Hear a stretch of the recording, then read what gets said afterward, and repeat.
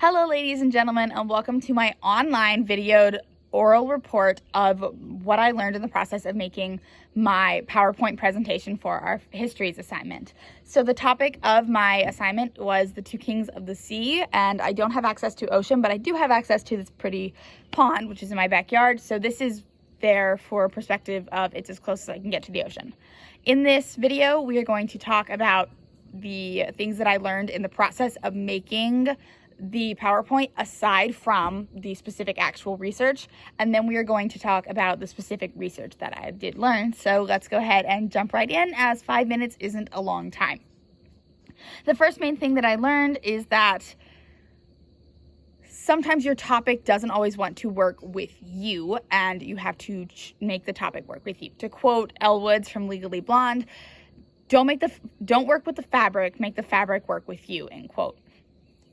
So in this case, that fabric is actually your topic. I wanted to talk about Nathaniel Bowditch, but I then realized that I had mixed up what date the end of the section we were permitted to use was, and he actually died or was born after that date, unfortunately.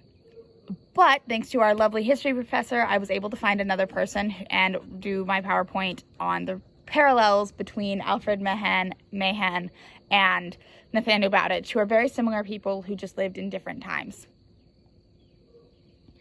So with that said, the second main thing that I learned is that I had not worked with a PowerPoint presentation in quite a while, or specifically at least Google Slides, and I was able to relearn how to do that and how to find the pictures that I wanted to use. I used Times New Roman font in, I believe, 13-point font, and it is awesome. It was a lot of fun to find all the images that I chose to use.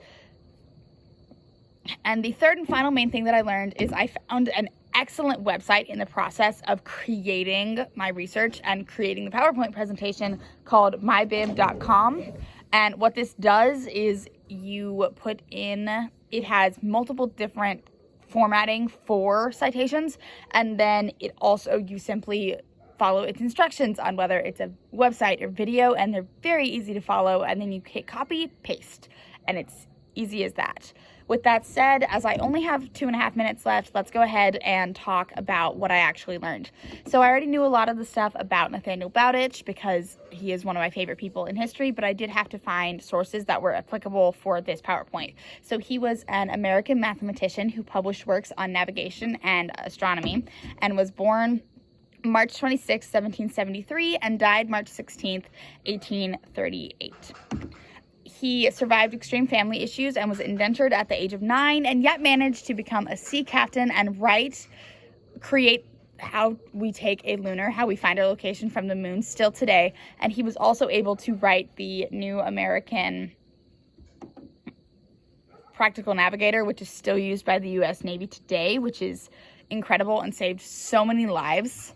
Hundreds of lives. He was offered an honorary degree at Harvard as well as a few other colleges, and was also offered positions at those places. So he was a very influential man, and he's one of my favorite people in history. So now let's go ahead and talk about Alfred Mahan. Now, I had never really heard of him before our history professor proposed him as to add to my project so that I would not have to completely start over.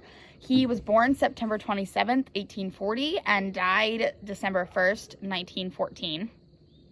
He was an American naval officer and historian who was a highly influential exponent of sea power in the late 19th and early 20th centuries.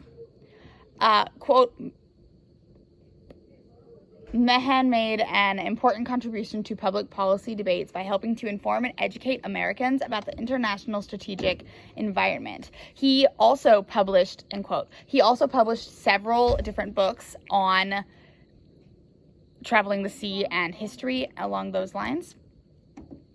And he was also given honorary degrees by Oxford, Cambridge, Harvard, Yale, Columbia, and Dartmouth, and was a very smart man.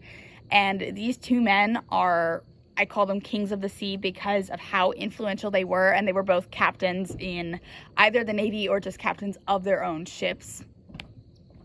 I hope you have enjoyed learning along with me, and thank you so much for your time.